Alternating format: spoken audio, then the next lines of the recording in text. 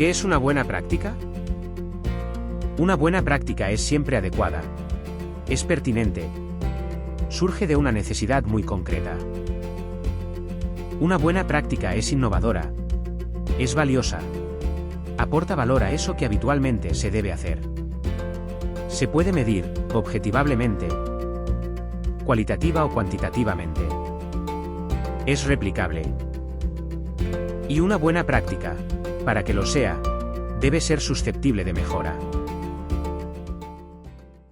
Buenas tardes, es un verdadero placer darles la más cálida bienvenida a este seminario web titulado Cistitis intersticial, el papel del ginecólogo. Este evento forma parte de los seminarios web que año a año realiza la iniciativa de las buenas prácticas, una plataforma comprometida con la promoción de la calidad asistencial centrada en la persona. La cistitis intersticial es una condición que, aunque no es ampliamente conocida, afecta significativamente la calidad de vida de quienes la padecen. La complejidad de esta enfermedad y los desafíos que presenta en su diagnóstico y tratamiento requiere de una comprensión profunda y una aproximación multidisciplinaria. Es aquí donde el papel del ginecólogo se vuelve crucial, no solo en la detección temprana, sino también en el manejo integrado junto a otros especialistas para ofrecer a los pacientes la mejor calidad de vida posible. A lo largo de este seminario web tendremos el privilegio de escuchar al doctor Álvaro Díaz, destacado ginecólogo experto en el campo, quien compartirá con nosotros sus conocimientos y experiencias relacionadas con la cistitis intersticial. Esta será un espacio de aprendizaje, discusión y reflexión donde invitamos a todos los participantes a que contribuyan con sus preguntas y sus comentarios a través del chat o en el apartado de preguntas y respuestas. Antes de dar inicio a la ponencia, me gustaría introducir a la Asociación ACACI. Esta prestigiosa organización ha sido un faro de esperanza y una fuente inaludible de apoyo para aquellos afectados con la cistitis intersticial. En unos momentos, la dirección de ACACI realizará una breve presentación sobre su misión, visión y las actividades que llevan a cabo para ayudar a los pacientes y sus familias. Su labor es fundamental en la lucha contra esta enfermedad y estamos profundamente agradecidos por su participación en nuestro seminario. Yo me voy a presentar, soy Eduardo Seyer, soy enfermero ya jubilado, soy presidente emérito de la Asociación Madrileña de Enfermería Gerontológica y actualmente en estos eventos represento al Ilustre Colegio Oficial de Enfermería de Madrid. Y sin más preámbulos, vamos a pasar a dar la bienvenida a la dirección de la Asociación ACACI, quienes nos honran con una introducción a su inaludible trabajo que están haciendo. Adelante. Hola, buenas tardes. Yo soy Suka, hablo en nombre de Asun Caravaca, que es la presidenta de la asociación, que le surgió un problemilla y no se ha podido conectar. Os voy a contar un poquito la historia de la asociación y lo que intentamos desde dentro, trabajando todos los días por las pacientes. La nuestra es una entidad sin ánimo de lucro, fundada en 2006, ya vamos a ser mayores de edad, este año cumplimos los 18 años, por 3 pacientes diagnosticadas de cistitis intersticial, síndrome de vejiga dolorosa, y cuyo objetivo principal en aquel momento fue poder ayudar, acompañar y guiar a otras pacientes a no sentirse solas, pero sobre todo a obtener un diagnóstico precoz. Debido al desconocimiento de esta enfermedad a todos los niveles, pues la media de diagnóstico son aproximadamente unos 5 años. Entonces, la incertidumbre que se crea y el desasosiego que siente la paciente o los pacientes es muy grande y encontrar asociaciones de este tipo siempre ayudan a encontrar el camino. La misión de ACACI lo voy a resumir en 5 pequeños puntos. es ayudar y asesorar a todas las personas que sufren cistitis intersticial o síndrome de vejiga dolorosa en obtener un rápido diagnóstico. También informarles de los posibles tratamientos más adecuados a su dolencia, porque bueno, van saliendo tratamientos novedosos, a lo que le funciona a unas personas no les funciona a otras. Bueno, hay que ir probando y hay que ver un poquito también los otros factores, ¿no? que pueden incidir en la propia enfermedad. También dar a conocer a la sociedad las dificultades físicas y psicológicas y su repercusión en la vida personal y laboral de los afectados. Tenemos muchas grandes pérdidas cuando aparece esta enfermedad, a nivel personal, a nivel laboral, a todos los niveles, ¿no? Sufrimos grandes pérdidas y bueno, encontrar el camino y bueno, encontrar personas y entidades que nos ayuden bueno, nos da mucha esperanza, la verdad. Luego también desde la asociación hacemos llegar a todos los socios información actualizada sobre los últimos avances, ya sean tratamientos, resultados, bueno, un poquito todo lo que vamos encontrando y recopilando a lo largo de todo el globo, no solamente en España, y bueno, y también ser un referente a nivel nacional. Hablamos de España, pero bueno, la verdad es que últimamente sí que estamos teniendo muchos nuevos socios de Latinoamérica, sobre todo, personas que se interesan a través de las redes sociales, bueno, conocer un poquito más la enfermedad, la asociación, que nos hacen muchas preguntas, quizá porque allí en sus países de origen no tienen tanta información o no tienen tanto acceso a ella. Y bueno, ser un encuentro de todos los afectados y bueno, donde compartir experiencias y necesidades. En la asociación también tenemos, por ejemplo, una de las herramientas que utilizamos mucho es un grupo de WhatsApp, ¿no? Tan de moda últimamente, pero sí que es cierto que somos todos una gran familia, que nos comunicamos, que la gente va diciendo cómo se encuentra, cada uno va aportando su granito de arena y bueno, también sirve mucho en el día a día, todo es humano. Y bueno, pues desde aquí solamente animaros bueno, si estáis en España, contactar con nosotros, si estáis bueno, en cualquier país del mundo podéis contactar con nosotros y bueno, si hay asociaciones de esta enfermedad en vuestros países de origen, que no dudéis en contactar para encontrar el asesoramiento y el apoyo necesario en todo momento y nada, daros mucho ánimo desde una paciente afectada, dar mucho ánimo a todas las pacientes que nos están escuchando y agradeceros la posibilidad y bueno, este foro para poder difundir un poquito lo que es la enfermedad y bueno, lo que es la asociación. Os damos las gracias de aquí. Muchas gracias por tu intervención. Efectivamente, hay que dar difusión a la asociación. Ya hace un tiempo con Toñi ya lo hicimos y porque yo soy uno de los primeros como profesional que desconocía bastante esta patología. Entonces, bueno, pero bueno, ahora ya vamos a continuar con nuestra agenda de hoy y es, bueno, primero un enorme placer presentar a nuestro próximo ponente, que es el doctor Álvaro Díez, quien es una figura destacable en el campo de la ginecología, licenciado en Medicina y Cirugía y con un máster en Ginecología Oncológica. El doctor Díez ha dedicado una parte significativa de su carrera a mejorar la vida de sus pacientes. Como facultativo del Hospital 12 de Octubre en Madrid, el doctor Díez juega un rol crucial en la unidad de endometriosis y es un miembro activo del grupo de trabajo sobre dolor pélvico crónico.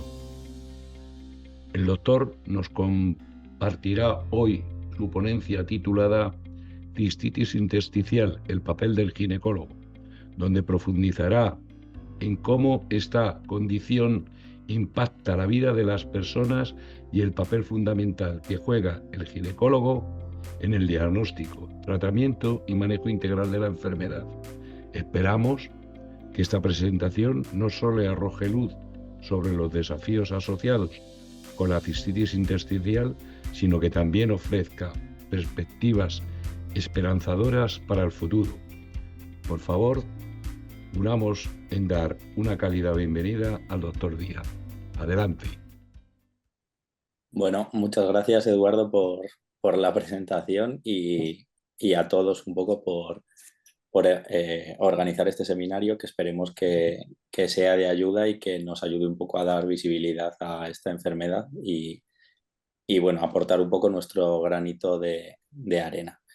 Sin más preámbulos voy a empezar con la presentación y lo dicho, espero que sea de ayuda. Vale, pues nada, como bien ha dicho, yo soy ginecólogo del Hospital 12 de Octubre aquí en Madrid y, y me dedico principalmente a la endometriosis y al dolor pélvico crónico, que va muy en línea un poco con lo que es el síndrome de vejiga dolorosa o lo que se conoce tradicionalmente como cistitis intersticial. En primer lugar, hablar un poco de qué es la cistitis intersticial, aunque todos los que os habéis conectado supongo que lo sabéis de sobra, incluso mejor que yo, porque al final sois pacientes afectadas y que os habéis molestado en investigar sobre vuestra enfermedad y de hecho habéis organizado hasta asociaciones. Entonces no os voy a descubrir nada nuevo en este punto, pero creo que es importante hacer una pequeña introducción. Se define como una sensación desagradable que se localiza en la vejiga y que normalmente va asociada a otros síntomas del tracto urinario inferior, normalmente la frecuencia urinaria o la urgencia, síntomas parecidos a la infección de orina, aunque no es típica la disuria de este síndrome. El dolor se puede localizar tanto en el abdomen como a nivel de la pelvis o a nivel lumbar y además puede aparecer dolor con las relaciones sexuales. ¿Por qué es importante este síndrome? ¿Por qué estamos hablando hoy de él aquí? Bueno, pues porque es un síndrome que afecta enormemente la calidad de vida de las pacientes o los pacientes que la padecen en todas las esferas, como bien comentaba Suka al principio, en la esfera médica, pero también en la esfera laboral o en la esfera social, incluso tiene consecuencias en la vida familiar y de pareja. El término, es verdad que es un término histórico que se ha mantenido hasta el día de hoy, aunque no se considera un término médicamente correcto en el sentido de que el término cistitis intersticial parece que orienta hacia una etiología inflamatoria del cuadro y a día de hoy todavía la etiopatogenia o la forma en la que se produce esta enfermedad es desconocida, no conocemos todos los aspectos que hacen que se produzca este cuadro. Y el término intersticial parece que localiza la patología en el intersticio de la vejiga y tampoco está claro que esto sea así. Pero bueno, es un término al que ha costado mucho tiempo llegar, mucho tiempo y mucho esfuerzo, que ha conseguido ponerle un nombre a una entidad que hasta ese momento carecía de un diagnóstico médico y que le ha dado una legitimidad a todas estas pacientes y además ha permitido pues, un diagnóstico, una orientación terapéutica e incluso la aparición de asociaciones como es ACACI o como otras asociaciones que hay en muchos países a lo largo de todo el mundo, por lo que se ha mantenido, aunque es verdad que a nivel médico se tiende a hablar más de síndrome de vejiga dolorosa.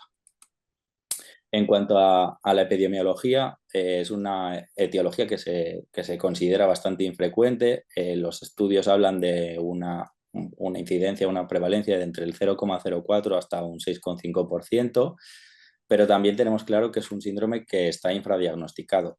Hablaba Suka que el tiempo medio hasta el diagnóstico se sitúa en torno a los 5 años, pero es que sigue habiendo muchos pacientes con síntomas compatibles con el síndrome de vejiga dolorosa que no llegan a un diagnóstico de este síndrome. Es más frecuente en mujeres con una incidencia como 10 veces superior a la de los varones y es más frecuente también en mayores de 40 años, aunque se han descrito casos incluso en gente en población juvenil. Si nos vamos al estudio epidemiológico más grande que hay a nivel mundial publicado, que es uno que se realizó en Estados Unidos, en el que se contactó pues, mediante una encuesta con unos 150.000 hogares, con un cuestionario de síntomas compatibles con este síndrome, la prevalencia se sitúa entre un 2,7 a un 6,5% de todos los hogares contactados. Y en España hay un estudio que se realizó en 37 unidades de urología de pacientes que fueron remitidos a estas unidades por síntomas urinarios, ya sea frecuencia, urgencia, incontinencia de urgencia, Y el diagnóstico de síndrome de vejiga dolorosa se alcanzó en un 5,4% de los pacientes remitidos, aunque es verdad que esto no es una incidencia poblacional, sino que ya es una muestra de población con unos síntomas urinarios, es decir, una población un poco seleccionada, que no se puede extrapolar a la población, pero bueno, serían los datos a nivel nacional. En cuanto a la patogenia o la forma en la que aparece la enfermedad o las causas de la enfermedad, pues como decíamos al principio, no es del todo conocida a día de hoy. Se sabe que hay varios factores que intervienen, pero todavía no logramos comprender cómo se desarrolla el síndrome de vejiga dolorosa.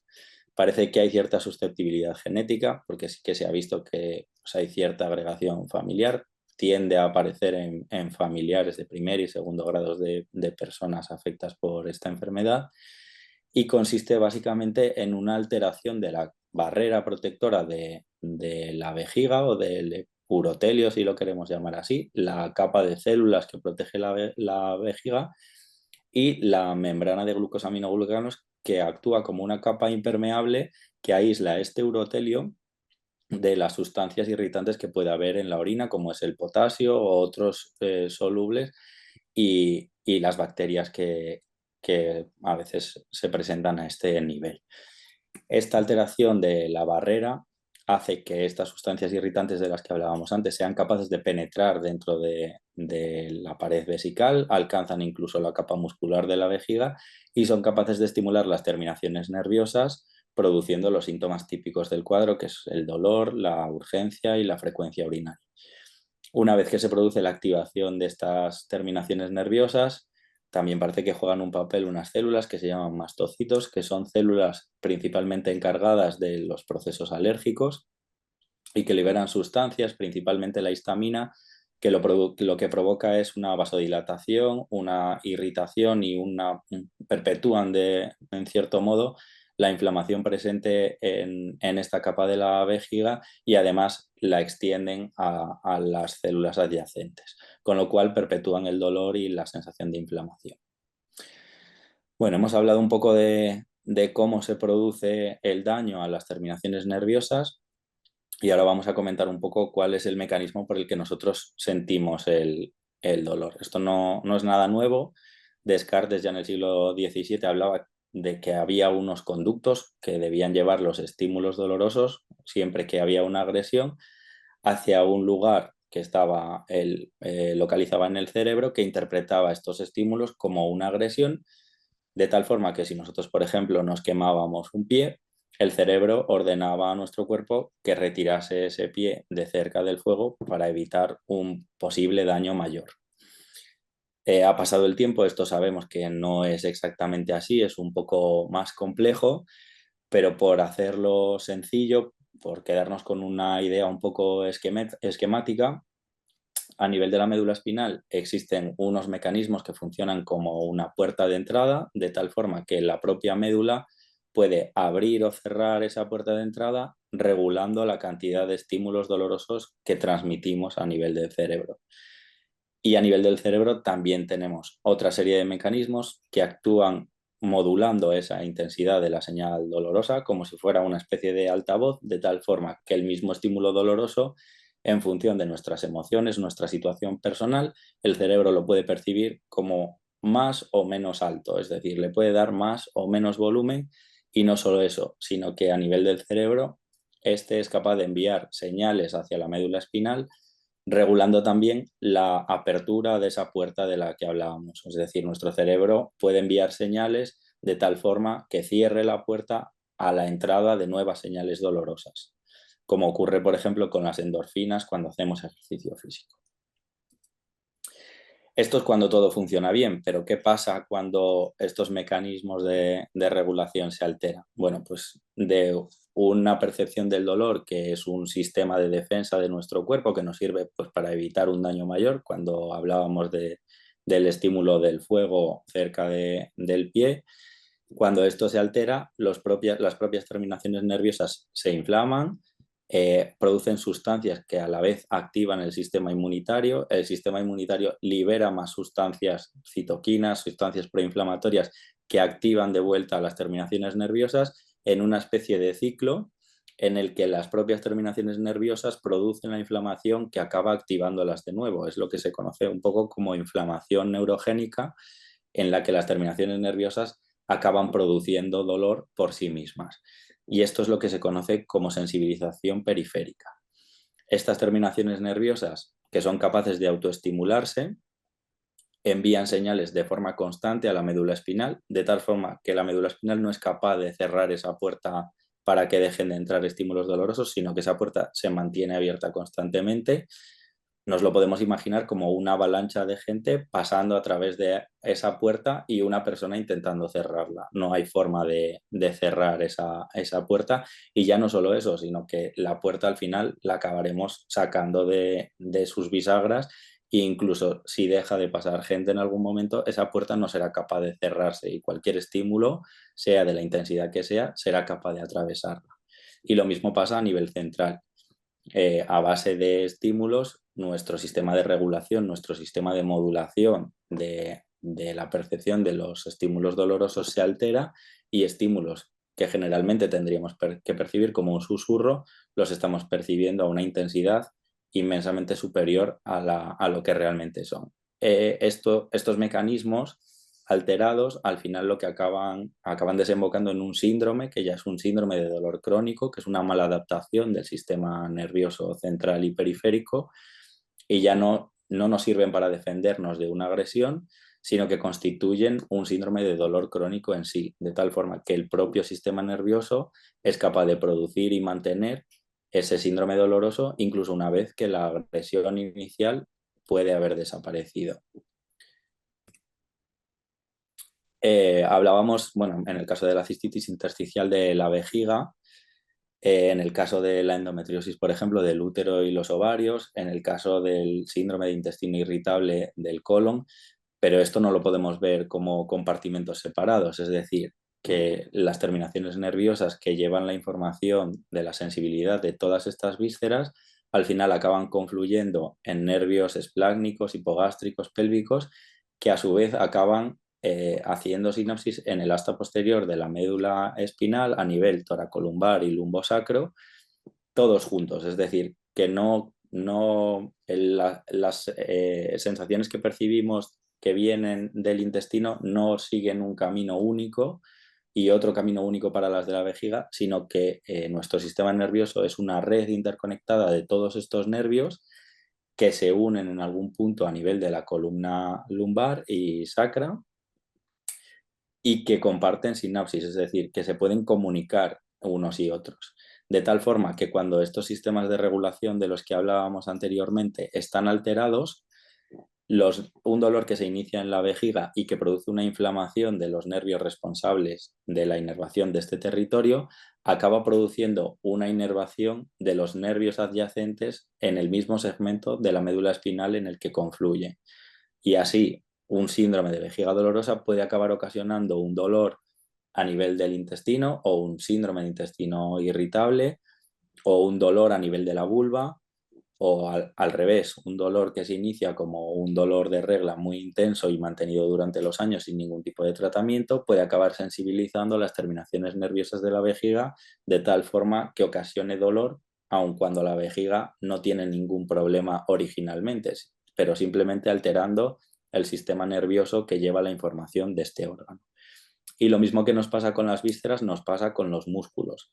Los músculos de la pelvis, su información se transmite por nervios que acaban igualmente en segmentos lumbosacros de la médula espinal, y la inflamación de los nervios procedentes de las vísceras puede ocasionar una inflamación de los nervios responsables de la inervación de estos músculos, y al revés, una contractura a nivel de estos músculos que provoca un dolor puede hacer, si este dolor es mantenido, que la inflamación de esos nervios acaben produciendo un dolor a nivel de la vejiga o del resto de órganos que estábamos comentando, y esto es lo que se conoce como una sensibilización cruzada.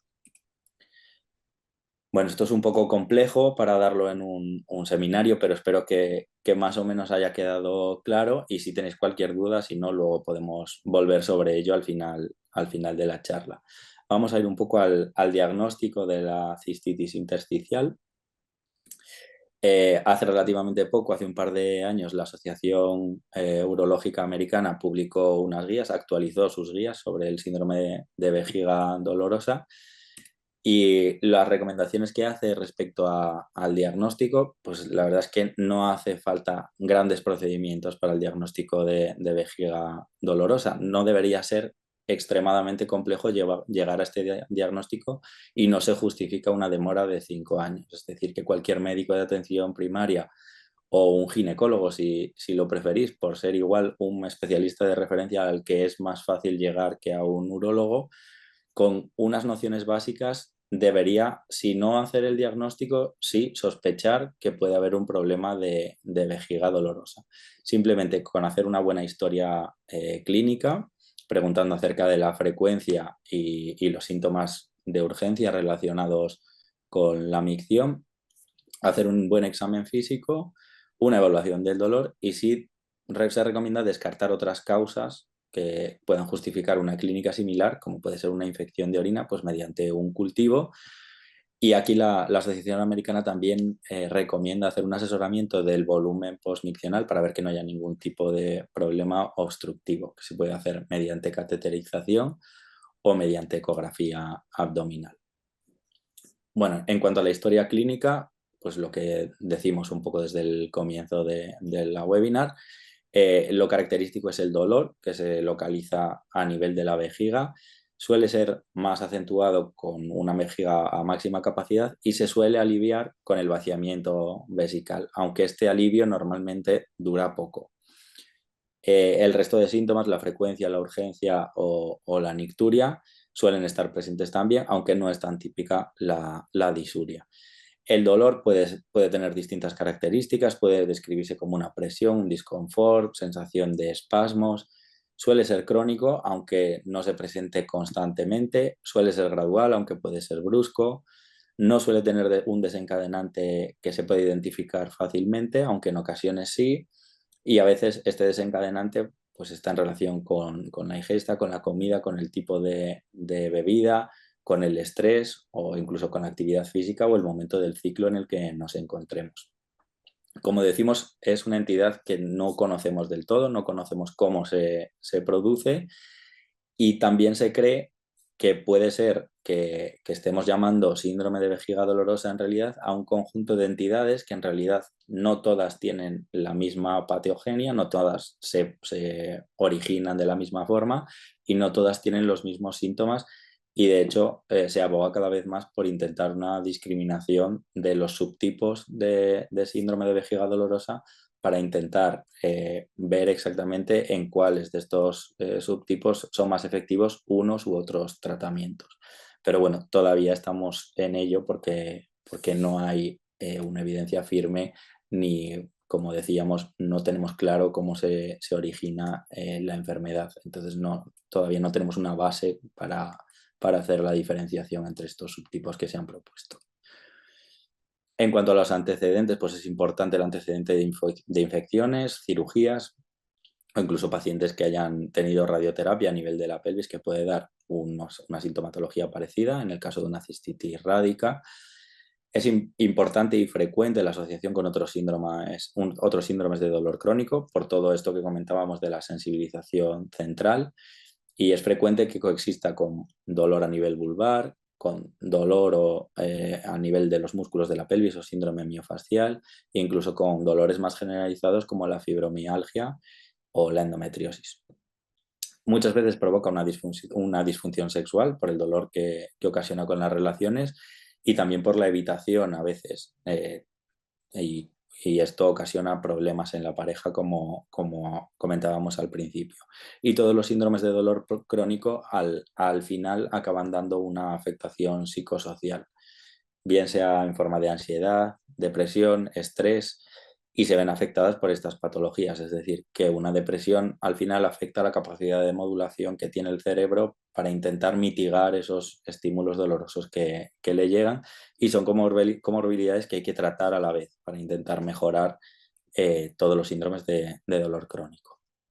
Si volvemos un poco al estudio español que comentábamos al principio, en las encuestas que se hicieron a los pacientes remitidos a estas unidades, Pues en cuanto a la severidad de los síntomas, el síntoma que las pacientes o los pacientes describían como más severo es el dolor, y en segundo escalón la frecuencia y las molestias por tener que orinar constantemente. Y en cuanto a los síntomas que más impactan la calidad de vida, pues siempre llegamos al dolor. Es decir, que el dolor es al final el síntoma que normalmente ocasiona un mayor empeoramiento de la calidad de vida y limita más la calidad de vida de nuestros pacientes. Si pasamos a la segunda parte, una vez que hemos hecho una adecuada anamnesis, una adecuada historia clínica y unos antecedentes, la parte del examen físico es bastante importante para llegar al diagnóstico de todos estos síntomas y síndromes. Lo primero que hay que hacer es un examen general. A veces los especialistas vamos muy dirigidos como a nuestra parte y nos olvidamos de mirar un poco al conjunto del paciente. Y es muy importante examinar al paciente en el momento en que entra por la puerta de la consulta, porque muchas veces ya no tiene una postura normal o la marcha es una marcha alterada y condicionada por el dolor. No se sientan directamente en la silla o se sientan de lado para evitar apoyarse sobre una superficie dura que ocasiona un empeoramiento de su dolor. Y luego hay que hacer un examen general para determinar si hay alguna alteración del sistema musculoesquelético que en ocasiones condiciona contracturas y, como veíamos antes, estas contracturas pueden acabar llevando a otros síndromes de dolor crónico. Hay que examinar el sistema musculoesquelético, es muy importante tocar toda la musculatura de la pared abdominal, incluso la musculatura paravertebral y las extremidades, porque todos estos síndromes de dolor pélvico crónico, que como se conocen actualmente, pues muchas veces ocasionan dolores a nivel muscular o vienen ocasionados en parte por contracturas a nivel de esta musculatura. Y lo mismo ocurre con los territorios de inervación de los nervios encargados de estos territorios. En ocasiones hay cirugías que ocasionan atrapamientos de los nervios y condicionan un dolor a raíz de eso, y eso tiene un tratamiento específico con infiltraciones o incluso radiofrecuencia de esos nervios. A nivel de los genitales es importante asimismo valorar la sensibilidad, tanto de la vulva, la vagina, como de la vejiga mediante un tacto. Y lo mismo ocurre con los músculos del diafragma pélvico, y es muy importante su valoración y saber explorar los músculos de la pelvis y localizar las distintas alteraciones que puede haber a ese nivel, porque pueden orientarnos hacia unos tratamientos u otros. Y por último, nosotros como ginecólogos no podemos dejar de hacer una exploración vaginal, y en el caso de que sea necesario, pues una toma de cultivos para descartar posibles infecciones de transmisión sexual que puedan dar sintomatología similar. Como decíamos antes, en cuanto a las pruebas complementarias, lo que se recomienda de rutina es descartar que pueda haber una infección de orina, que eso se puede hacer mediante un sistemático de orina y un urocultivo. Se puede hacer también un cultivo para descartar infecciones de transmisión sexual. El residuo postmiccional se puede valorar mediante cateterización o mediante ecografía, como decíamos anteriormente. Y en casos que no responden inicialmente al tratamiento o sospecha de síndromes complicados, se puede valorar una cistoscopia, aunque es verdad que no es una prueba imprescindible para llegar al diagnóstico de presunción del síndrome de vejiga dolorosa ni para iniciar un tratamiento. En el caso de que se haga la cistoscopia, sí que se pueden observar lesiones típicas, pues las úlceras de Hanner, hasta en un 10% de los pacientes, y en esos casos se puede hacer un tratamiento directo con cistoscopia, bien sea mediante resección, mediante ablación o incluso con inyección de corticoides, y este subtipo suele responder bastante bien, aunque en ocasiones recidiva después del tratamiento. Y otros hallazgos que no son tan característicos, o si son característicos no son diagnósticos directamente de cistitis intersticial, como pueden ser las glomerulonacciones, son muy inespecíficos y aparecen hasta casi en la mitad de los pacientes sin ningún tipo de clínica, por lo que no son un hallazgo fiable para hacer un diagnóstico. Si nos vamos un poco a las guías europeas, las guías de la Asociación Urológica Europea, hablan un poco de lo mismo, ¿no? Siempre que hay un síndrome de dolor crónico, lo primero que debemos hacer es una historia y un examen físico, y el resto de pruebas deben estar orientadas en función de lo que encontremos inicialmente. En cuanto al tratamiento, pues volviendo un poco a las guías americanas, es verdad que hay una novedad aquí, y es que la edición anterior de la guía recomendaba un tratamiento en escalas, es decir, un primer escalón terapéutico en el que había que hacer un tratamiento no farmacológico, luego ya recomendaba iniciar tratamientos orales, luego instilaciones vesicales. La novedad de estas guías es que no hace una división tan clara, probablemente también partiendo un poco de la idea de que hay diferentes subtipos dentro de la enfermedad o diferentes fenotipos, y que no siempre van a responder igual a los distintos tratamientos. Por lo cual ahora hace una división un poco en función del tipo de tratamiento, si es un tratamiento no farmacológico o con medicación oral o instilaciones intravesicales, o es un tratamiento ya de tipo intervencionista. Y lo que recomienda es hacer una valoración del paciente, ofreciéndole los distintos tipos de tratamientos que hay, incluso iniciando varios tratamientos de manera simultánea y reevaluando periódicamente para suspender aquellos que no sean eficaces. Sí que es verdad que parece un poco lógico iniciar por aquello que es menos agresivo. Está claro que es fundamental en cualquier tipo de síndrome doloroso realizar un asesoramiento de los pacientes, explicarles el diagnóstico que tienen, explicarles cuáles los tipos de tratamientos que hay y cuál va a ser un poco el camino terapéutico que vamos a seguir, qué tratamiento vamos a probar primero, si no funciona, qué vamos a hacer después.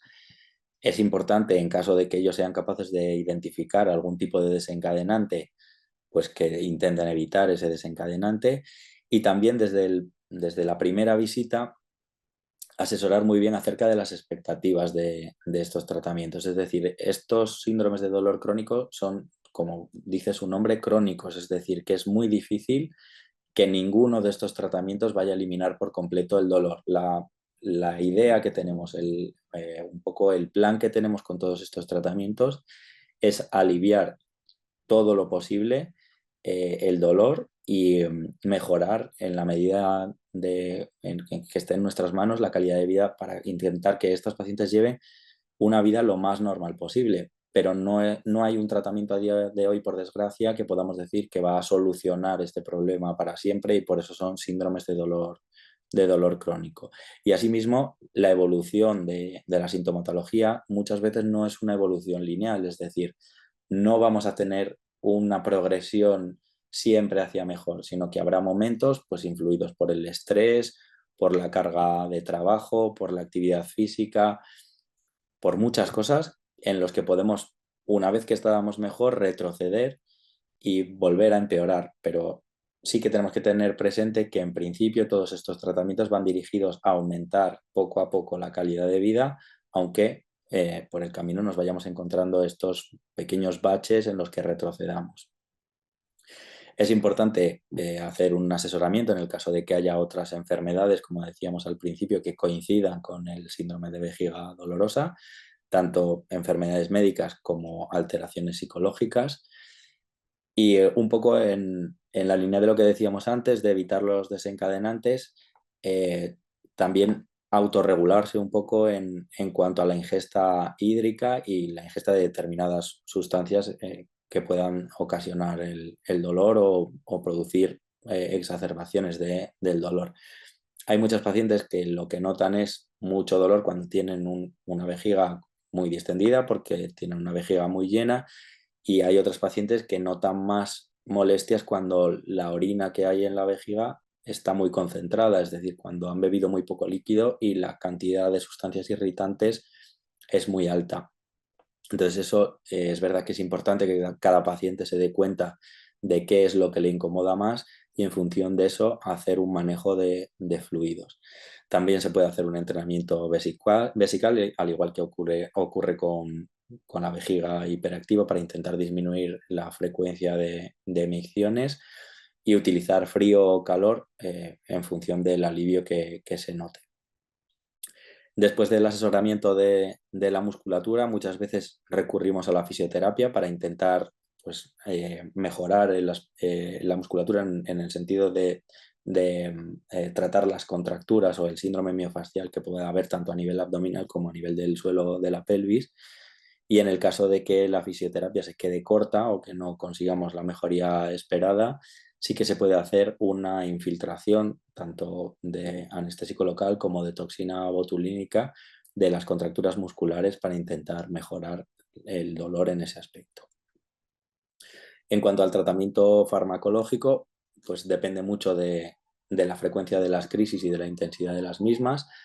Hay pacientes que tienen crisis espaciadas y que controlan más o menos con analgésicos, pueden ser analgésicos no opioides u opioides, pero en general, una vez que el dolor se ha establecido y se han establecido los circuitos de sensibilización, necesitamos fármacos que actúen sobre las vías de transmisión, transducción y modulación del dolor para intentar revertir todas esas alteraciones que han ocurrido a nivel del sistema nervioso. Estos fármacos son principalmente los antidepresivos tricíclicos, la amitriptilina o la nortriptilina.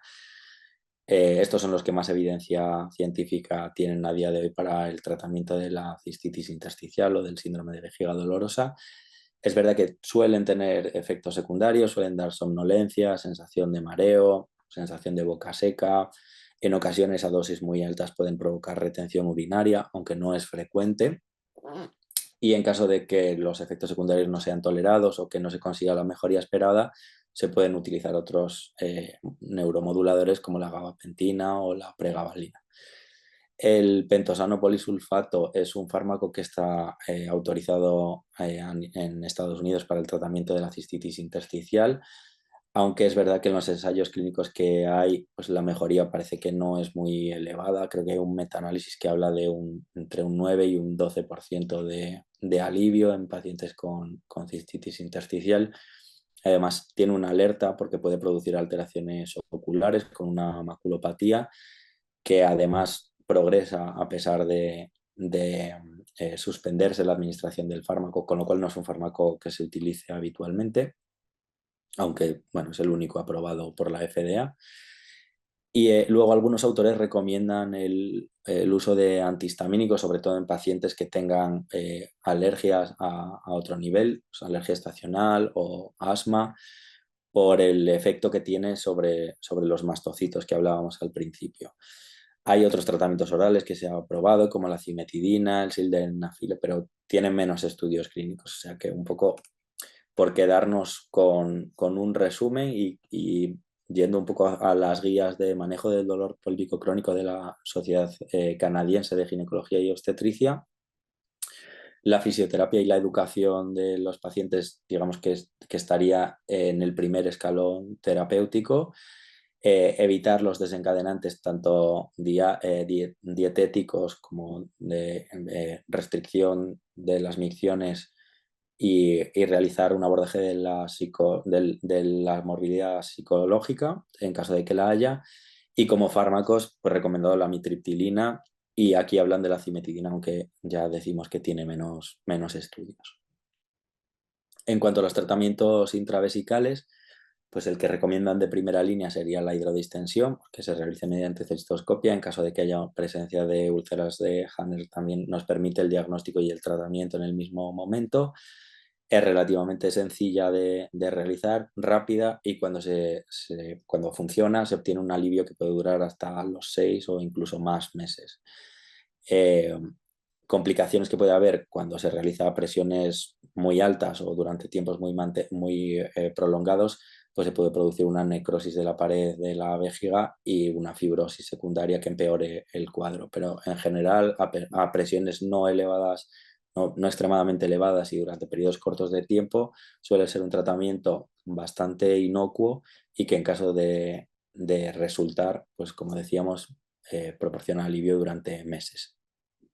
Incluso en pacientes en los que se obtiene pues más de 6 meses de alivio, puede ser un tratamiento de mantenimiento y realizar una hidrodestensión de forma programada una vez que la sintomatología reaparece. Como decíamos, en los subtipos en los que aparecen las úlceras de Hanner se pueden tratar directamente mediante cistoscopia, y luego existen distintos tipos de terapias intravesicales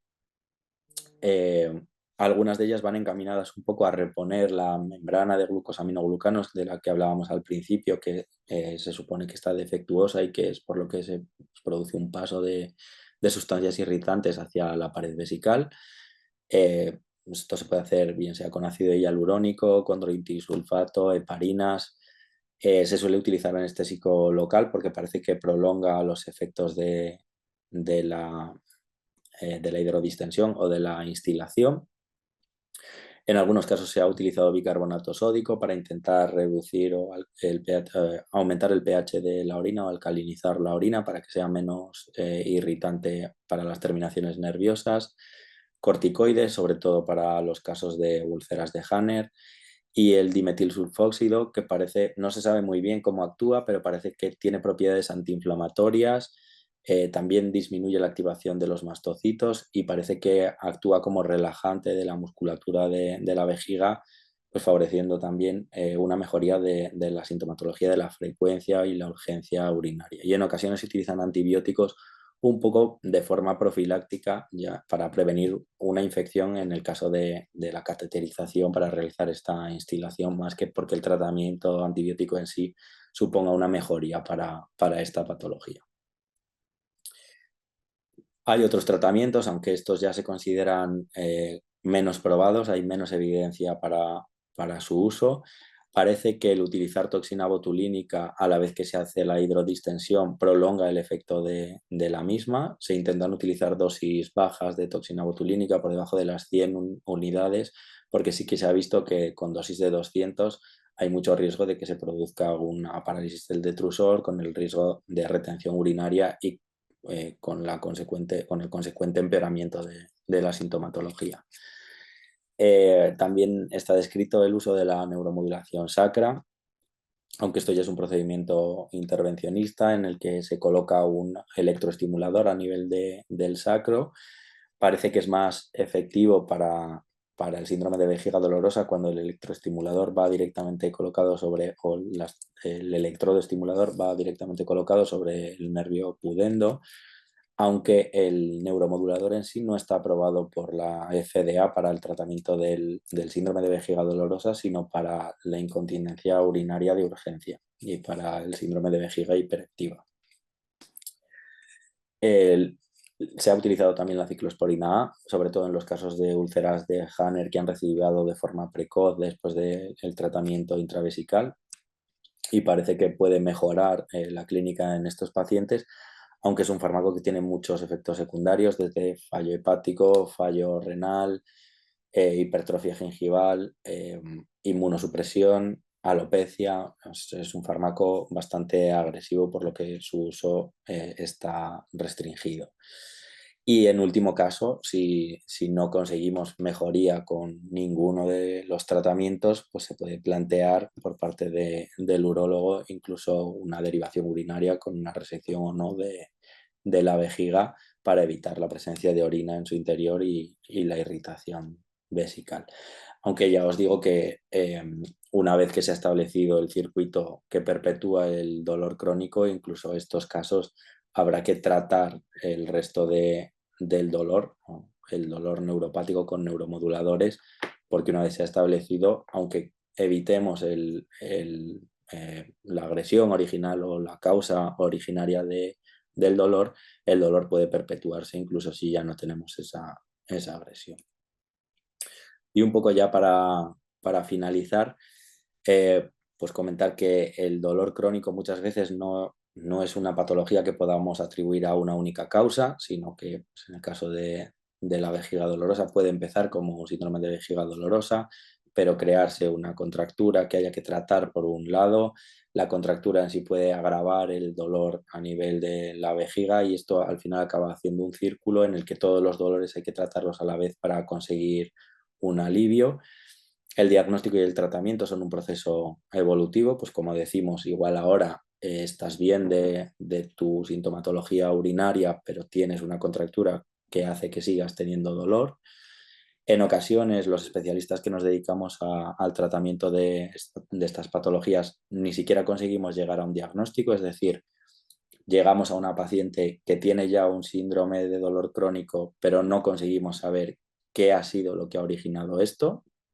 No llegamos al origen de ese dolor, pero ahora mismo hay múltiples causas que originan y perpetúan este cuadro, y el papel del sistema nervioso como perpetuador del dolor o la centralización del dolor, de tal forma que es muy importante el tratamiento con fármacos neuromoduladores, además del resto de tratamientos que hemos comentado anteriormente, porque una vez que estos sistemas de dolor se han establecido, si no actuamos sobre el sistema nervioso, estaremos dejando una parte del problema, una parte muy importante del problema, sin tratar. Y nada más, bueno, esta era la aportación que quería hacer un poco desde el punto de vista del ginecólogo. Espero que se sirva un poco para concienciar de esta enfermedad, y lo dicho, pues que entre todos pues, podamos poner un granito de arena para que la investigación y el conocimiento de estas patologías cada vez nos lleve a un diagnóstico más precoz y a unos tratamientos cada vez mejores. Álvaro, muchas gracias por por tu ponencia. Ha gustado mucho, y hay alguna pregunta por ahí que te han hecho que, bueno, que quieren hacerte porque les crea. En primer lugar, dicen que, bueno, que si tuvieran tan claro muchos profesionales lo que tú acabas de decir, de verdad que nos iría de otra manera. Y eso, bueno, pues. Y luego Lucía pregunta que ella en su caso tiene duda porque no consideran que la neuromodulación del nervio tibial pueda ayudar en el síndrome de vejiga dolorosa. Entonces dice que a ellas pues se lo han hecho y que le han disminuido bastante la frecuencia y le ha ido bien. Entonces, a ver qué opinabas tú sobre lo que te pregunta. Bueno, lo que decíamos al principio, que no todos los tratamientos van bien para todas las pacientes, que probablemente hay subtipos que todavía están por definir, y que cuanto más investigación haya y más sepamos, pues probablemente poco a poco podremos ir afinando un poco qué tratamientos van mejor para según qué tipo de pacientes. La neuromodulación o el TENS o del tibial posterior, la electroestimulación nerviosa cutánea, el sistema un poco que utiliza es, yéndome un poco a la analogía que hacía con la puerta de entrada, de acceso de los estímulos a nivel de la médula espinal, en lo que se basa es en realizar un estímulo para que la médula espinal esté recibiendo una información pues, sensitiva en este caso, que se centre, por así decirlo, en esa información que le llega de la estimulación eléctrica, y que se olvide un poco, entre comillas, del dolor. Sí que es verdad que hay algún estudio en dolor crónico, no hay muchos, pero bueno, sí que parece que puede funcionar, y al igual que funciona la neuromodulación central como con el neuroestimulador que comentábamos antes. No le funciona a todas las pacientes, pero sí que, bueno, digamos que la explicación por la que funciona es esa, porque mientras estemos percibiendo el estímulo eléctrico, dejamos de percibir el dolor que viene por otras vías, y sí que puede funcionar. Bueno, hay otra paciente que dice que, bueno, que a ella le han hecho neuromodulación y que no le ha funcionado el tibial posterior. Merche López pregunta también que por qué se retrasa tanto el diagnóstico cuando realmente no es tan complicado, porque tú lo has contado y según lo estabas contando yo también lo estaba pensando. Digo, pero si esto es tan fácil y tan ABC como cualquier otra enfermedad, ¿por qué se retrasa tanto el diagnóstico en esta patología? Bueno, yo creo que por una parte, al final, los médicos que estamos acostumbrados a ver constantemente en consulta síndromes de dolor crónico, pues vamos a buscar eso, porque también es a lo que nos dedicamos, y no nos resulta difícil, entre comillas, pensar en que una paciente pues, con síntomas de urgencia, de frecuencia urinaria y dolor, pues pueda tener un síndrome de vejiga dolorosa. Pero la verdad es que no hay un síntoma que sea específico de la cistitis intersticial o del síndrome de vejiga dolorosa. Al final son síntomas que se solapan con otras patologías que pueden parecer una infección de orina, que pueden parecer una candidiasis, que puede parecer una vejiga hiperactiva. Entonces, todos estos síntomas compartidos, entre comillas, hacen pues que igual no salten las luces de alarma, no salten las alarmas y no nos hagan pensar en este síntoma o en este síndrome, y que empecemos un poco pues, a descartar una infección. Si muchas veces la infección de orina se trata sin un cultivo, sino simplemente con síntomas compatibles y un sistemático de orina.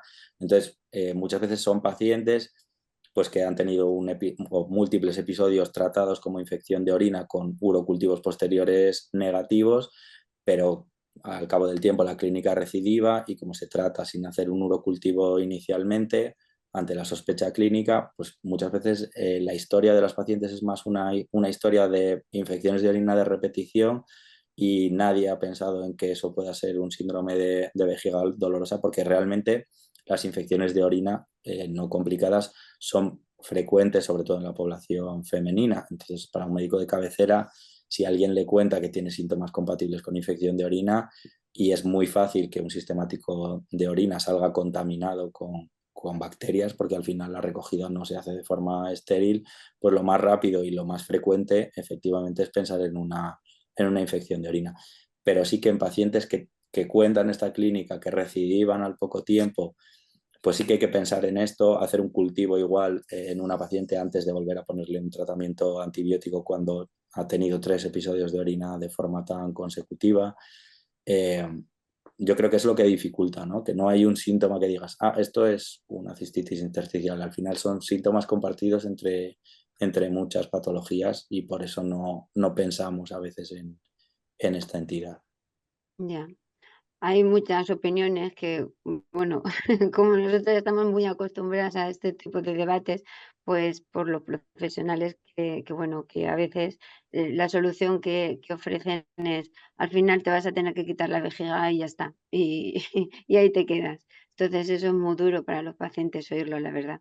Pero bueno, tú, entre otros muchos profesionales que vamos encontrando por el camino, nos estás dando un poco de esperanza y de salida. Hablaban también de, pues eso, los desencadenantes alimentarios y de la actividad física. Así es un tema que es muy profundo y es como para hacer otra webinar, pero a lo mejor podías dar alguna pincelada que le pudiera ayudar a la gente a conocer, o por lo menos darse cuenta de que eso es importante. Bueno, a ver, es verdad que en esto no hay una literatura que digas estos son los desencadenantes y esto es lo que hay que evitar. Es decir, que las sustancias que tienen más ácido, por ejemplo el tomate, las sustancias que son estimulantes para la vejiga como la cafeína, la Coca-Cola, todas esas cosas están claro que pueden empeorar determinados frutos secos, pero una vez que nos salimos de esas recomendaciones generales, no hay una serie de alimentos que haya que evitar sí o sí. Es decir, que no a todas las pacientes de cistitis intersticial les van a ocasionar crisis los mismos alimentos. Igual que, como decía un poco a lo largo de la charla, no todas las pacientes se benefician de una restricción hídrica, porque hay pacientes que notan más el tener la orina más concentrada, incluso que la distensión vesical por tener la vejiga más llena, pero con una orina más diluida. Entonces, en cuanto a la dieta, hay distintas recomendaciones. Yo he puesto un cuadro de una de las asociaciones de cistitis intersticial, pero no se pueden hacer recomendaciones categóricas en cuanto a alimentos que haya que evitar. Lo que se recomienda en las pacientes es que intenten hacer una dieta restrictiva de todos estos alimentos que son más ácidos o que provocan irritación vesical, que intenten estar un mes sin tomar ninguno de esos alimentos y que luego se vayan reintroduciendo poco a poco y de uno en uno, por lo menos durante una semana, para ver si al reintroducirlo vuelven a aparecer síntomas o provocan un empeoramiento de los síntomas o no, porque no hay un alimento que haya que prohibir ni mucho menos, sino que cada uno tiene que ir haciendo un poco un listado de los alimentos que para ellos son peores. En cuanto al ejercicio físico, Pues como decía al principio, el ejercicio físico al final es bueno para todo, es decir, que el ejercicio físico hace que produzcamos endorfinas, que nos hace modular la percepción del dolor que tenemos, y en eso sí que hay un montón de estudios, que el hacer ejercicio físico de forma regular, al menos durante 3 días a la semana y por lo menos unos 45 minutos en cada una de esas sesiones, mejora la percepción que tenemos del dolor. Es verdad que cuando hay un síndrome miofascial, cuando hay una contractura de los músculos, tanto del abdomen como de la pelvis, hay muchos ejercicios que aumentan la presión intraabdominal y que pueden empeorar el dolor a ese nivel. Entonces, ¿qué se recomienda? Pues se recomiendan ejercicios suaves, sobre todo para empezar, aunque esto también hay que individualizarlo, es decir, que una mujer que es joven, atlética, que lleva haciendo deporte toda la vida, pues no le puedes decir que haga únicamente yoga, le puedes decir que intente evitar los ejercicios de abdominales directamente, porque eso sí que le pueden empeorar, pero si la pasamos a yoga, en realidad lo que estamos haciendo es que haga menos ejercicio del que estaba haciendo. Pero ejercicios como el yoga, el pilates, siempre que se eviten los ejercicios abdominales, o el aquagym, en la que parte de tu peso corporal está sujetado por el agua, son ejercicios que muchas pacientes, incluso con dolor crónico, pueden hacer, aunque haya determinada parte del ejercicio que tengan que adaptar en función pues de su condición física, y que van a venir bien si se hacen de forma programada para el dolor, ¿vale? Ya. Y yo creo que en cuanto al ejercicio hay poco más que añadir, es decir, que hay que hacerlo. No, el ejercicio es que no hay ninguna duda, cada uno en la medida de lo posible, pero el ejercicio sí que sí o sí hay que hacerlo, y es parte de lo que un paciente puede poner de su parte de cara a si no a la curación, como decíamos antes, que estas enfermedades es muy difícil llegar a la curación, pero sí que para mejorar su calidad de vida. Claro. Han mencionado el deporte en agua y el agua yo creo que a mucha gente con este problema nos da mucho, mucho Ya. miedo. Es, es una cosa que tenemos, pero el ejercicio estoy contigo que hay que hacerlo. Preguntaban también porque nos agarramos a un fuego ardiendo. Cuando oímos un tratamiento que suele ir bien a la gente, pues enseguida estamos preguntando. Suka habló antes de que tenemos un WhatsApp en la asociación y ahí todo el mundo preguntamos sobre el plasma rico en plaquetas. A veces estamos desesperadas porque nos lo pongan, porque pensamos que eso nos va a ayudar. Entonces, quería saber un poco también la opinión tuya sobre este tratamiento, que se menciona poco, se conoce poco, pero que se hace y a veces es muy efectivo. Claro, nos pasa un poco como lo que decíamos antes, probablemente haya distintos subtipos. El plasma rico en plaquetas es verdad que no tiene mucha evidencia porque no está disponible en muchos centros públicos, y al final en centros privados es más difícil hacer estudios con un número de pacientes importante. Entonces, el plasma rico en plaquetas sí que está claro que tiene factores de crecimiento que ayudan a la revitalización, pues, por ejemplo, cuando hay una herida o defectos a nivel cutáneo. Entonces, probablemente subtipos de síndrome de vejiga dolorosa o de cistitis intersticial en las que haya un daño pues más evidente del epitelio, como puede ser las cistitis que tienen las úlceras en la cistoscopia, pues se beneficien más de ese tipo de tratamientos, mientras que dolores centralizados o síndromes de dolor crónico o una cistitis intersticial que se ha diagnosticado en el contexto de una fibromialgia, por ejemplo, probablemente se beneficie menos, porque yo creo que aquí lo que nos falta es conocer un poco qué subtipos hay, cómo se produce cada uno de los subtipos, pero yo creo que el plasma rico en plaquetas, igual en pacientes que tienen un daño originario de la vejiga, sí que puede ir bien, y en pacientes que tienen un dolor secundario a una neuropatía o a una centralización del dolor, pues probablemente no ayude, porque los mecanismos de acción van por otros derroteros. Entonces esto ya depende, pues si no del subtipo, porque todavía no los tenemos claro, de una vez que ves a la paciente delante, la exploras y ves qué le pasa exactamente, si tiene un dolor localizado en la vejiga y nada más, o si tiene fenómenos de centralización, tiene una vulvodinia, tiene dolor generalizado en todas las paredes de la vagina, tiene un síndrome miofascial de toda la pared abdominal, pues probablemente el plasma rico en plaquetas en esa paciente no vaya a aportar mucho. Claro. Pero a veces la misma cistopatía puede producir toda esa contracción de todos esos músculos y puede producirse un efecto también secundario a todo. O sea que todo suma. Yo como digo que todos los tratamientos suman. Eso es importante que todas las pacientes nos lo metamos en la cabeza. Pues decirte que la verdad es que están diciendo que ojalá encontráramos mucho más médicos como tú, que los ginecólogos soléis tener más empatía con nosotras, porque a lo mejor somos más mujeres, no sé, estáis más acostumbrados. Encontramos, la verdad, poco urólogos poco empáticos hacia esta patología y nos da mucha pena, pero bueno, tenemos fe porque encontramos a profesionales como tú que pueden resolver dudas, que saben explorar y nos pueden dar soluciones y que nos dan una esperanza, que nos encontramos tan fastidiadas que a veces pensamos que ya hemos llegado a los últimos días de nuestra existencia y no es así. Así que te damos las gracias de verdad porque nos has ayudado mucho y nos das otro poquito más de fuerza para seguir avanzando. Así que muchas Nada, gracias por yo tu encantado, o aportación. sea que cuando queráis, espero que haya servido. Bueno, pues Bueno, seguimos Álvaro, con Eduardo. bueno, Álvaro, muchas gracias. A mí sí me ha quedado una duda porque esta enfermedad está más claro que es en mujeres, pero a mí me queda la duda, ¿en los hombres también la padecen? ¿O se puede comparar, por ejemplo, con la prostatitis aguda? O sea, son dos entidades distintas.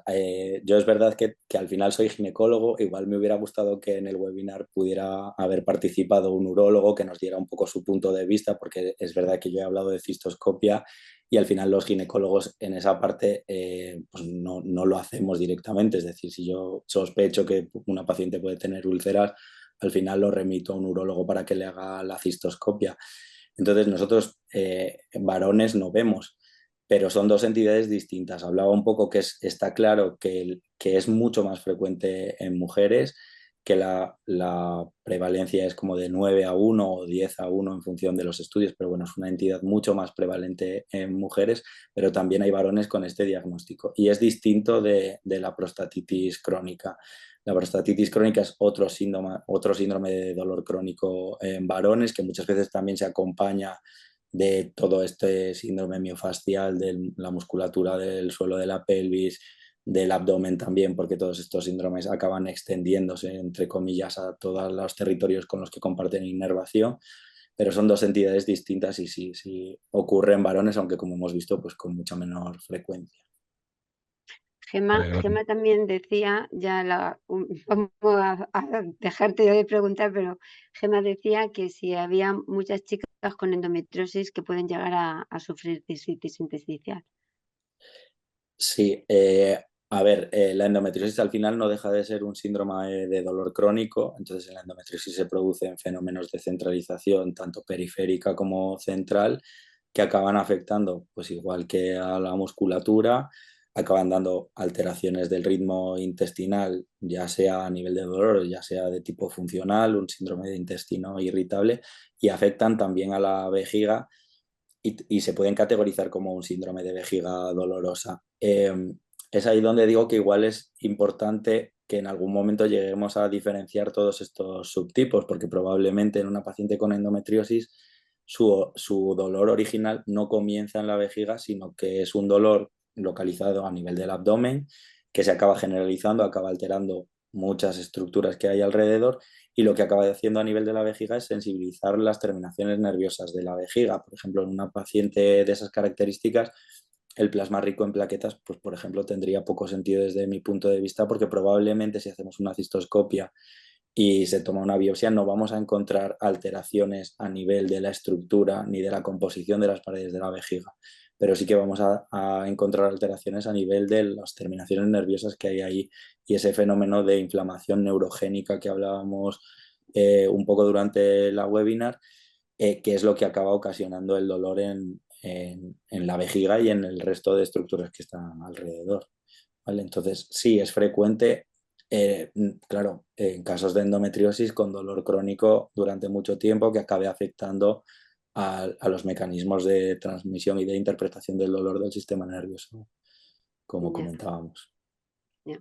De todas maneras, yo pienso que en este problema, venga de donde venga, la neuromodulación de la que ahora se está empezando a hablar más a nivel general, que el otro día estuvimos en la formación, yo creo que es fundamental que se empiece a hacer desde un primer momento, porque si se empieza a modular los sistemas que nos hablaban del simpático y el parasimpático, a lo mejor llegamos a controlar mucho más el dolor de lo que podemos controlarlo con medicaciones y con todo esto, ¿no?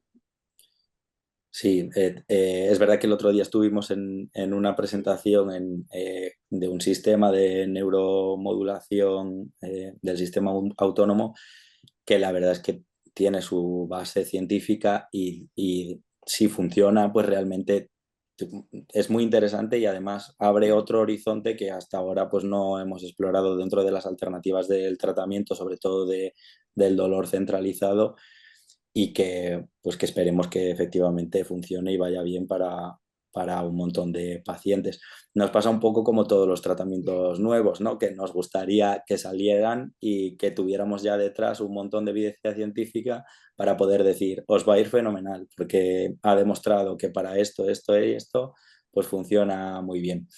Tiene publicaciones para la frecuencia urinaria, o sea que parece que eso sí que lo mejora. También mejora la regulación del sistema autónomo y mejora la calidad del sueño, que no deja de ser otra de las alteraciones que condicionan la calidad de vida en muchos pacientes con dolor crónico. Y esperemos que para el dolor sea igual de eficaz o más. Yo la verdad es que tengo mis esperanzas puestas en él y ojalá podamos hacer un estudio y publicar datos de que verdaderamente funciona y de que es otra alternativa con la que podemos contar a partir de ahora. Ojalá. A mí me gustó mucho. Yo creo que es uno de los grandes factores que nos van a ayudar. O sea, yo estoy plenamente convencida de eso, sin estudios. Pero bueno, vamos a seguir adelante y muchísimas gracias por tu aportación, Nada, Álvaro. a vosotros. Pues lo que te ha dicho Toñi, muchísimas gracias por tu aportación. Quiero transmitirte que en el chat tienes cantidad de felicitaciones por tu aportación, ¿vale? Eres un gran profesional, nos has dejado constancia aquí, continúa así y eres un ejemplo. Muchas gracias, Álvaro. Muchas gracias a vosotros. Bueno, ahora voy a tener el honor de dar paso a una ponente muy especial, por lo menos para mí, en nuestro seminario de hoy. Se trata de la enfermera Antonia Pérez Troya, que ya la habéis escuchado, ¿vale? Es una profesional dedicada y compasiva, cuya experiencia va más allá de su formación académica y práctica en el campo de la enfermería. Antonia es también una valiente paciente y socia de la Asociación ACACI, la cual tuvimos el privilegio de conocer más de cerca al inicio de este evento. La perspectiva única de Antonia, viviendo con la cistitis intersticial, tanto en el papel de paciente como el de enfermera, le otorga una voz profundamente auténtica y esclarecedora sobre toda esta condición. Hoy ella compartirá con nosotros sus vivencias y conocimientos, abordando la dolencia desde el doble punto de vista de enfermera y paciente. Esta integración de experiencias personales y profesionales promete enriquecer nuestro entendimiento de la cistitis intersticial, que bueno, hoy estamos, creo que, consiguiendo conocerlo un poco más y conocer sobre todo la dimensión más humana y cercana a nuestra discusión que tenemos hoy. Sin más preámbulo, les invito a escuchar atentamente a nuestra enfermera Toñi Pérez. Muchas gracias, Eduardo. Vamos a compartir la presentación. ¿Qué conlleva esto, este dolor? Pues un sufrimiento a la persona y al entorno familiar. No sufre la persona, sufre también los que te ven alrededor, que a veces no te entienden y que, bueno, pues que siempre te preguntan diariamente y siempre a veces tienes que contestar lo mismo. conlleva un dolor que se cronifica, invalida a la persona, te sientes inútil porque, claro, no puedes, ese dolor que sientes, esa inflamación que te impide la movilización, que te impide, te llega a una depresión, pues te anula como persona. Te incapacita personal y profesionalmente, porque sufres, porque no te ves competente. Como yo os contaba, salí profesional y me convertí en paciente, y por mucho que yo quiera ser profesional como antes, yo noto que es que no llego. ¿Por qué? Pues porque no me encuentro bien, y este dolor crónico me impide el que yo sea una persona como la que yo era antes. Y con lo cual, pues como hemos dicho antes, conlleva una depresión por el aislamiento social que tenemos. No queremos salir porque las ganas de orinar, por si el dolor que tenemos, no encontramos baño, vamos desesperadas buscando soluciones a nuestro problema y a nuestro dolor. Entonces, mejor quedarnos en casa porque es nuestro ambiente donde nosotros nos podemos manejar. Y luego, pues, utilización de dispositivos inadecuados que pensamos que todo nos vale, y como a una le va bien, pues vamos a hacerlo porque a esta le va bien, pues yo también, y lo utilizo todo. Entonces, a veces utilizamos cosas que perjudican nuestro proceso. Bien, como ha dicho el doctor, no todas somos iguales, no todo tiene la misma etiología, por lo tanto, hasta que no sepamos los subtítulos y dar nombre a nuestra propia enfermedad, pues no todo sirve para todas. Entonces, esto hay que poner, esto da dolor, he puesto ahí el eslogan, esto da dolor, y la mejor forma es, pues vamos a aliviar esa presión para que ese dolor crónico que notamos, sobre todo cuando estamos sentadas, tenemos que estar en una oficina, tenemos que estar trabajando, pues podamos aliviarlo de alguna de las maneras. Yo, en mi propia experiencia, cuando yo empecé con mi enfermedad, yo empecé a trabajar en el ordenador, a estudiar, y yo me di cuenta de que con estos dispositivos que en su momento una paciente me regaló porque su madre había fallecido, y me dijo, mira, no lo quiero, toma, utilízalo tú como quieras, y te lo regalo.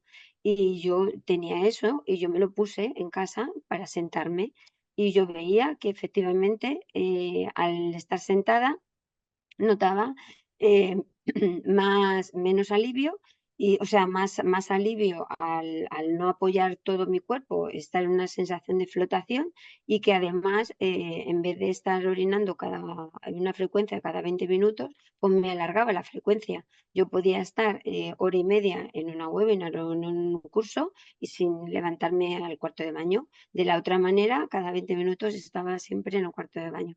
Y dije, bueno, pues si esto me funciona a mí, ¿por qué no a mucha gente le puede funcionar? Entonces nos pusimos manos a la obra, y después de que Eduardo me diera la oportunidad de dar visibilidad en la radio, pues dijimos, nos ofreció las buenas prácticas hacer esta webinar, y dije, pues vamos a ver por qué ponerlo a disposición de los demás. Hicimos un formulario que ahora os explicaré, y dimos a pacientes para que lo probaran. ¿Por qué funcionan, en nuestra opinión, en mi opinión, los dispositivos de flotación? Pues en primer lugar porque reducen un estrés tisular, es decir, al adaptarse la anatomía y ajustarse automáticamente a los cambios de presión, los dispositivos por flotación minimizan ese estrés tisular, controlando la respuesta inflamatoria de los tejidos. Se hace una hemostasis celular, hay un intercambio de las células en las que no hay interrupción ninguna por la compresión que hacemos al estar sentadas o apoyadas sobre un tejido, y contribuimos a una recuperación más rápida del tejido afectado, proporcionando mayor oxigenación tisular, y reducimos las complicaciones por presión. Esto así, en resumidas, así a grosso modo, porque se entienda más claramente, es que nosotros, cuando estamos apoyados sobre una superficie, los vasos de los tejidos los clampamos, los cerramos, con una presión de unos 16 milímetros de mercurio aproximadamente. Si nosotros ponemos algo, un dispositivo en la que nos haga flotar, ya ese clampaje de esos vasos va a ser menor, como le pasa a estos sistemas, a estos dispositivos de flotación, que son de 12 milímetros de mercurio. Con lo cual, ¿qué nos permite? Pues que ese clampamiento, esa falta de oxígeno que le falta al tejido cuando estamos sentados, pues con estos dispositivos nos facilitan ese riego, con lo cual ya no hay ese estrés, ya ese tejido está bien oxigenado. Por lo tanto, reduce el dolor. El dolor muchas veces por esa vasoconstricción no le llega al tejido, nos aumenta ese dolor. Si ese tejido está irrigado, lleva oxígeno, la célula está mejor mantenida, el músculo está mejor mantenido, con lo cual el dolor va a disminuir. Entonces, este es uno de los fundamentos, una de las principales causas por los que los dispositivos en muchas de las personas funcionan. Otro es la prevención de lesiones por presión. Nosotras habitualmente somos personas jóvenes que nos movemos más o menos, mañana pues hacemos nuestra vida un poco diaria haciendo nuestras cosas, vamos a la compra, salimos un poco, pero hay veces que estás tan fastidiada que la movilidad se reduce. Las personas jóvenes a lo mejor no lo notamos tanto, pero en personas mayores, donde se pasa mucho tiempo sentado, esos tejidos están mucho más castigados, hay un envejecimiento propio de los tejidos, lo cual pues va a producir que efectivamente ese tejido esté más propenso a esa lesión. Entonces, estos dispositivos de flotación lo que nos hace es que aumenta el riesgo, o sea, nos aumenta, nos disminuye el riesgo de padecer estas lesiones por la distribución de presiones al estar sentado. Es un dispositivo que no localiza las presiones o no como otros que hacen presiones alternantes, sino que lo que hace es distribuir la presión en todo lo que son los tejidos que están en sedestación y se reduce el riesgo de daño tisular. Por lo tanto, este es otro de los fundamentos por los que estos dispositivos funcionan cuando estamos mucho tiempo en posiciones determinadas. Y luego otro fundamento es el posicionamiento y estabilidad. Es decir, pueden utilizarse para mejorar la posición del paciente durante una cirugía, porque hay que pensar también que nosotras también nos sometemos, como bien hemos estado diciendo en la ponencia del doctor, hay también cirugías concomitantes a las que podemos ser sometidas, con lo cual la movilización va a ser mucho más prolongada. Pues esto nos aporta un soporte de estabilidad y nos ayuda a que este tejido pues tenga menos sufrimiento y nos dé mayor riego, con lo cual el tejido esté mejor tratado. Estos son los fundamentos por los que los dispositivos efectivamente pueden funcionar. Entonces, en el afán de ver si efectivamente esto podría sumar a muchas otras cosas en nuestra patología, en la cistitis intersticial, pues llegamos a hacer un estudio que se hizo con 5 mujeres.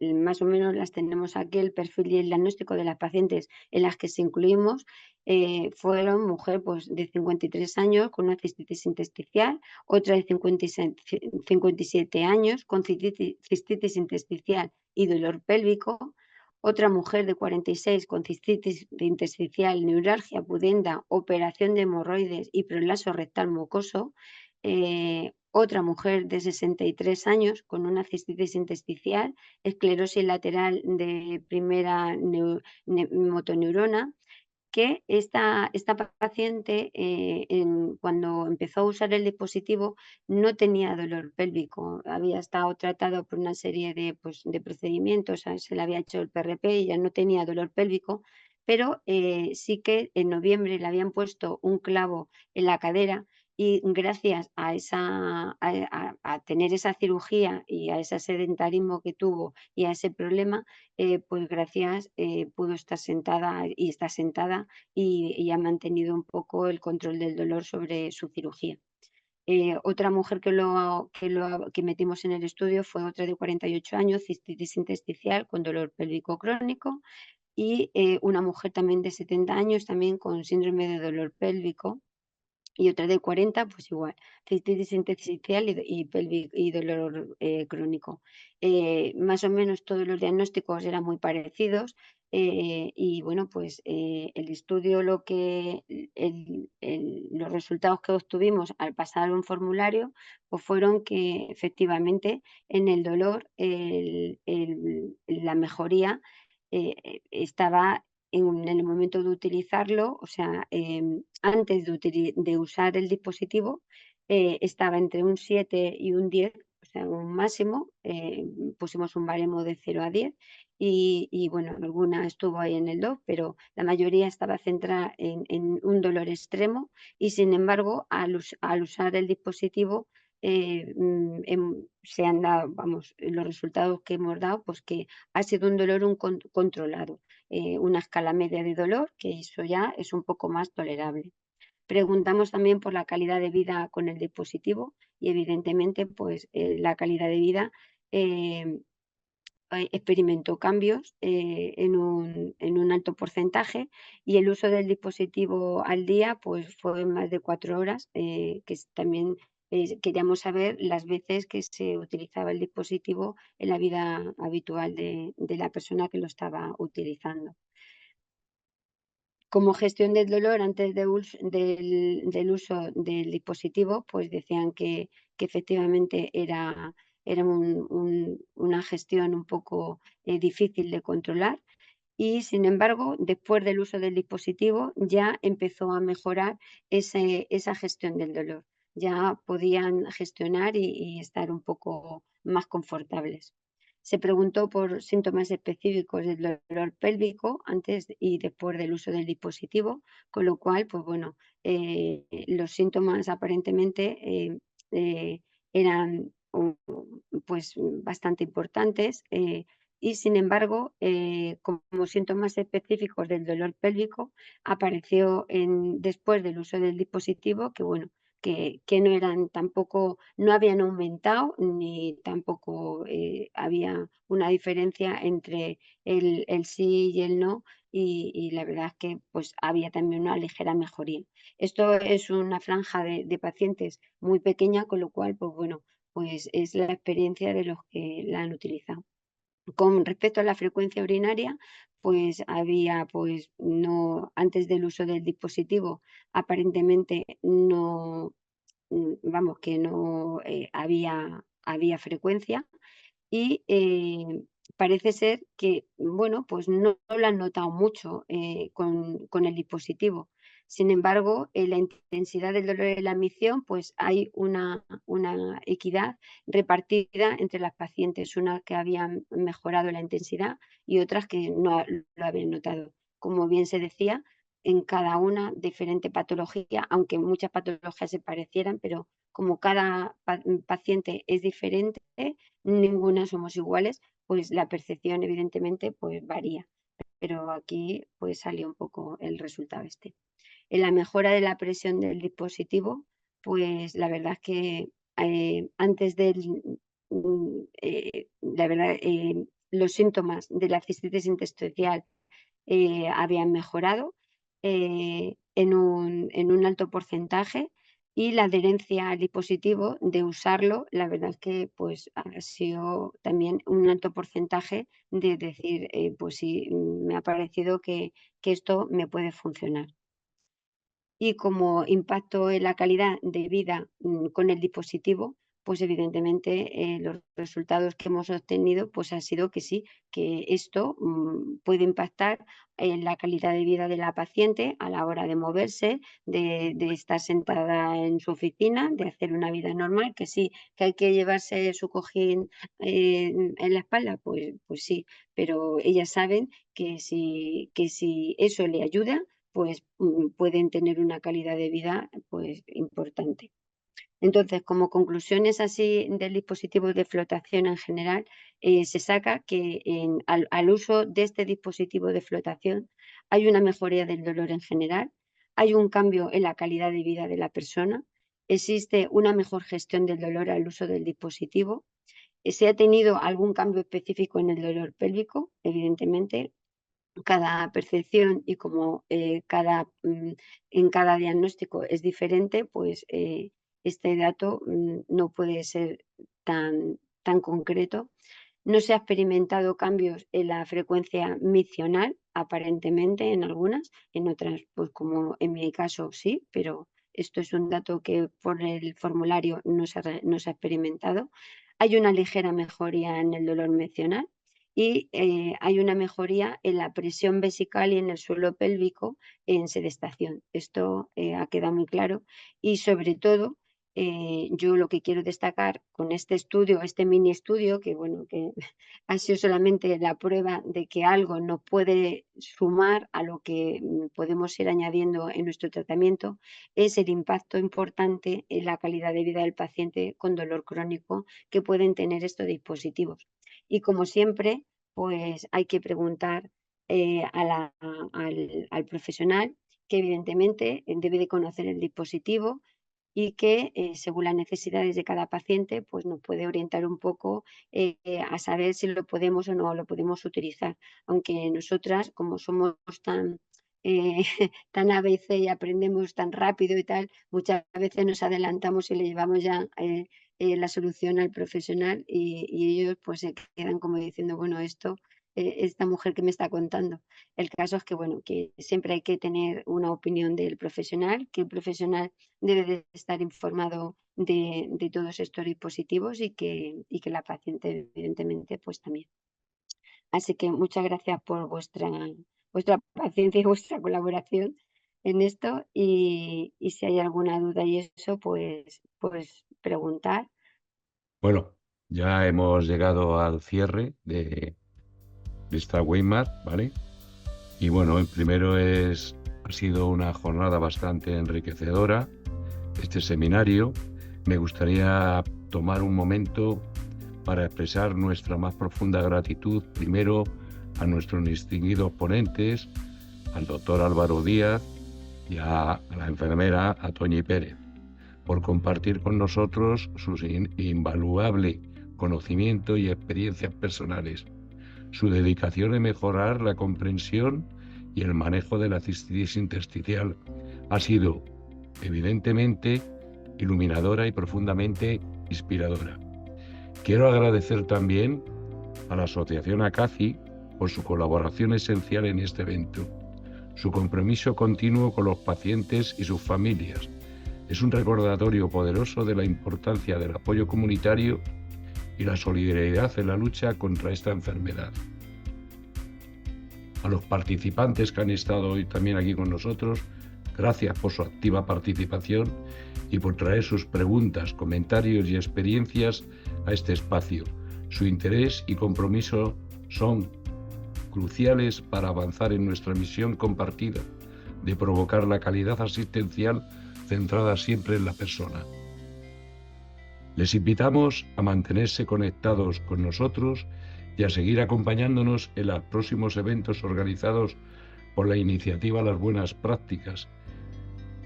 Estén atentos a nuestra página web y redes sociales para más información sobre nuestros futuros seminarios y actividades.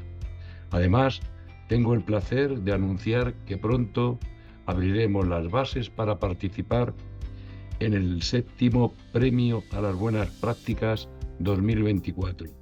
Este premio reconoce las contribuciones sobresalientes en nuestra área de enfoque y es una excelente oportunidad para que proyectos innovadores y comprometidos con la calidad asistencial sean destacados y, por supuesto, apoyados. Nuevamente, quiero dar las gracias a todos por hacer de este evento un éxito. Su presencia y participación hoy demuestran la fuerza de nuestra comunidad y la importancia de continuar trabajando juntos hacia un futuro más saludable y esperanzador.